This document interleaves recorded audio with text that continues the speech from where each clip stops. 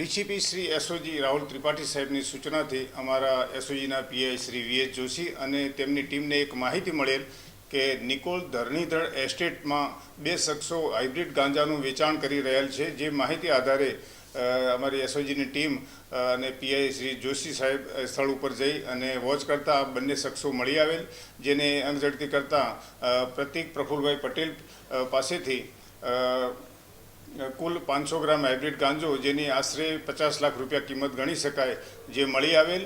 સાથેના શખ્સ રવિકુમાર પાસેથી એક મોબાઈલ મળી આવેલ। આ બંને શખ્સોને પંચનામાની વિગતે તેઓના વિરુદ્ધમાંથી ગુનો દાખલ કરી અને બંને શખ્સોને અટક કરી આગળની કાર્યવાહી કરવામાં આવેલ છે। આ બંને શખ્સો પૈકી પ્રતિક પ્રફુલભાઈ પટેલ જે છે જે માર્કેટિંગ કંપનીમાં જોબ કરે છે સીજી રોડ ઉપર, જ્યારે રવિકુમાર જે છે એ ન્યારા કંપની સુરતમાં એક પ્રિન્ટ કંપનીમાં જોબ કરે છે અને એના મધર પોતે અહીંયા નિકોલ ખાતે રહેતા હોય, રજા ઉપર આવેલો।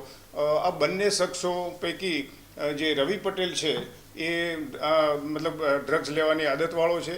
આ શખ્સો ઘણા ટાઈમથી પોતે એડિક્ટ છે અને આ જે હાઇબ્રિડ ગાંજો છે, જે ગાંજો એક સહદેવ નામના વ્યક્તિએ તેમને વેચાણ માટે આપેલો અને જેના બદલામાં વળતર રૂપે બંનેને 5,000 રૂપિયા આપવાના નક્કી કરેલા હતા। આ સિવાય ખરેખર કેટલા ટાઈમથી આ ધંધો કરે છે, સહદેવ નામનો વ્યક્તિ ક્યાં છે, ક્યાં રહે છે, જે વિશેષ પૂછપરછ રિમાન્ડ દરમિયાન મેળવી અને આગળની કાર્યવાહી કરવામાં આવશે। પકડેલા આરોપી વચ્ચે સાહેબ બંનેનો સંબંધો શું છે અને જે ફરાર આરોપી સહદેવ છે એને કઈ રીતે ઓળખતા હતા અને ક્યાં વેચવાના? બંને શખ્સો નિકોલ ખાતે રહે છે।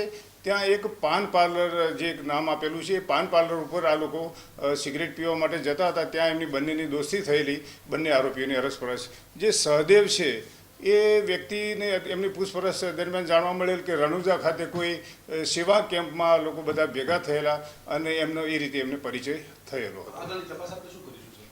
આગળની તપાસમાં સહદેવ ખરેખર કોણ છે, ક્યાં રહે છે, જે મુખ્ય આરોપી એ પોતે છે, મુદ્દામાલ આપનાર છે, તો એની મતલબ કે તપાસ કરવી જરૂરી છે।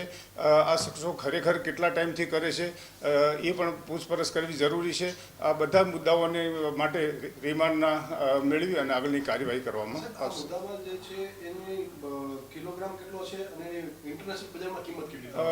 હાલમાં આજે છેલ્લે જે કેસો થયેલા છે એમાં 1 કિલોના 1 કરોડ રૂપિયાની હાઇબ્રિડ ગાંજાની કિંમત છે। આપણે જે ગાંજો છે એ 500 ગ્રામ છે, તો એના અનુસંધાને 50 લાખ રૂપિયા કિંમત ગણી શકાય।